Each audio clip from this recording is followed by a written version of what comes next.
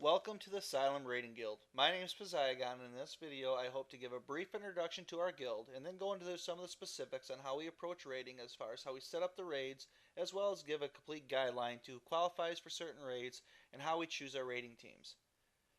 Basically, to give you a little bit of a background, the Asylum was started with a group of about 8 players that had a history of playtime with each other and basically wanted to form a guild that was serious about raiding, but at the same time was laid back, relaxed, able to have fun with each other, and just, all out enjoy the game. If some of you had some of the experiences that we've had, you'll know that there's raiding guilds that are serious raiding guilds and no fun allowed, and we're here to raid, and if you have fun, you're out of the guild and this and that's obviously the extreme.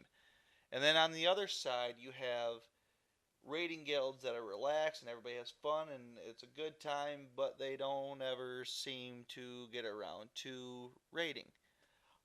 So I've seen both guilds, and basically I think what the Asylum has done is able to kind of combine those elements, and I think done a pretty good job of it.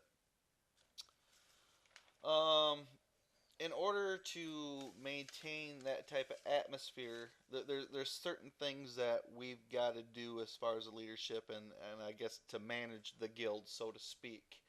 And basically, when people come into the guild, we don't really know how those people are. We don't know you. We don't know what you're all about. So we got to kind of figure that out. And in the end, we have to make sure that the person is a fit for our guild. Now, I truly believe there is a fit for everybody. And I think for our guild to succeed, we gotta we gotta choose people that are fit for our guild and retain people that are a good fit. So some of the things that we're about, or some of the things that we don't tolerate, is just players that find it easy to dog other players. We understand there's a learning curve to everything, and we understand that none of us were good starting off. So when somebody dogs another player, it's kind of frowned upon because that's just not the atmosphere we want in our guild. We just rather you take that energy and maybe use that to encourage other players, or if you see an issue, address it by trying to help that person out. It just makes the guild a funner place to be when that's the kind of thing you focus on. Now, when it comes to rating, let's go over just a few of our requirements. First thing you got to have is Ventrilo, or what we call Vent. You can get this at Ventrilo.com. It's a free download.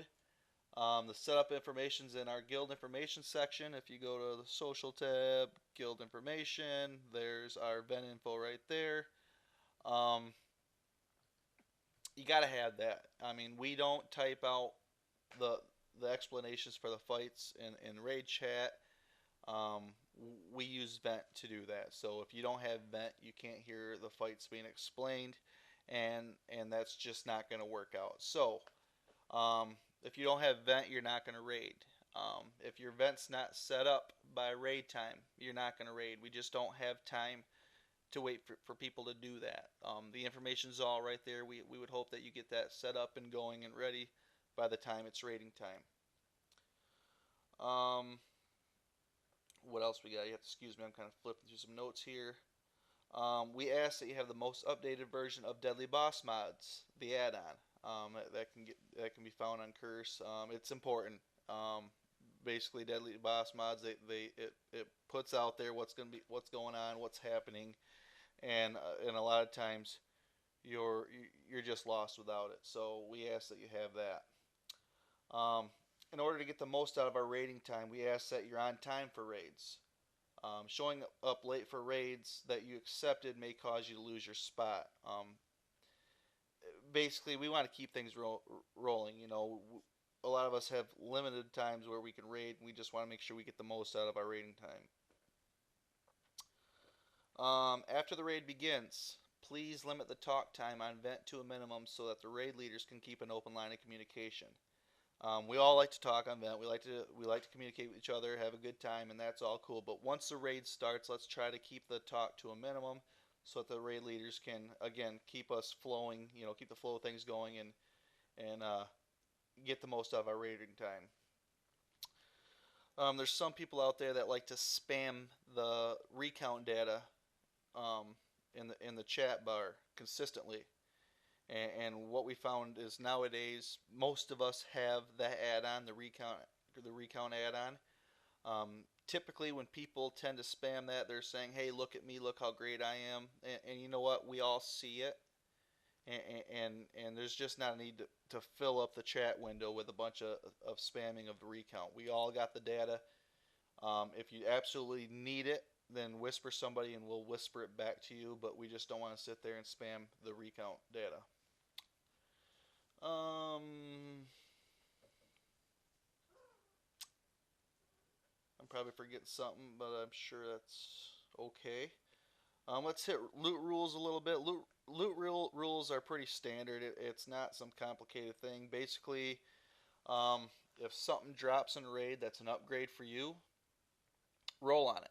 We do rolls for current spec first. We used to say main spec, and somebody says, "Well, I'm in my main spec." Well, it's not, or it's for my main spec, but I'm on my off spec. It's your current spec. We roll first for the current spec that you went into the raid with, and roll upgrades for you. Now it has to make sense. Please roll on stuff that are only upgrades for you. If nobody wants that, from there we will then do an off spec roll, and people have the opportunity to roll for their off specs.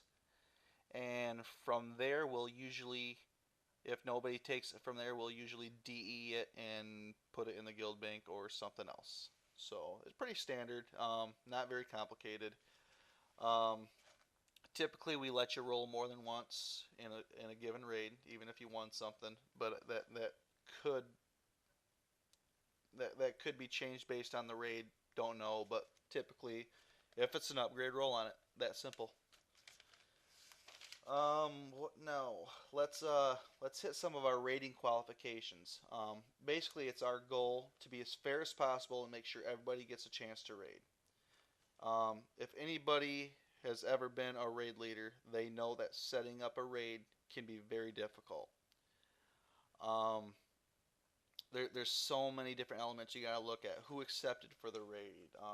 Do we have enough tanks on? Do we have enough heals on? What DPS are going? And if we have more than the amount of people that you need online, who's going to sit out? And what's the fairest way to handle that? And we don't want to hurt anybody's feelings. And it can be very stressful. Um, so so we want to try to organize it and make it as fair as possible. And the disclaimer right away is we'll never win at that game. All we can do is pray that we do the best we can and hope people understand that our heart's in the right place and we're trying to do the right thing. Um,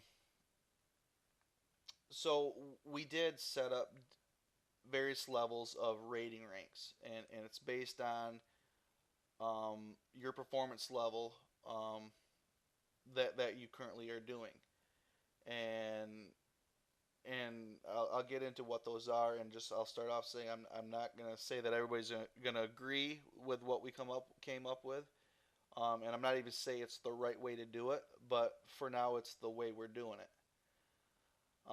We're gonna focus on basically three different rating ranks, and the first one's just your general raider. All right, you're level 80 and you want to raid, and so you're in that rating rank.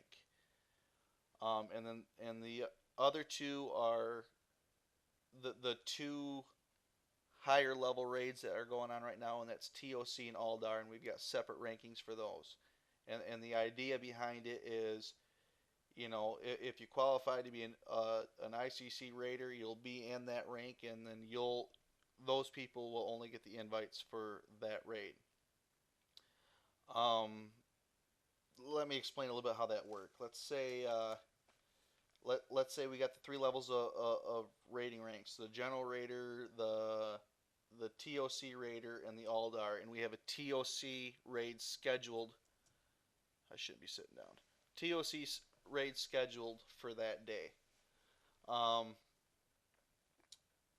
if you're a TOC raider, or if you're in that rank, you would get primary or priority invites to that raid because that's your rank.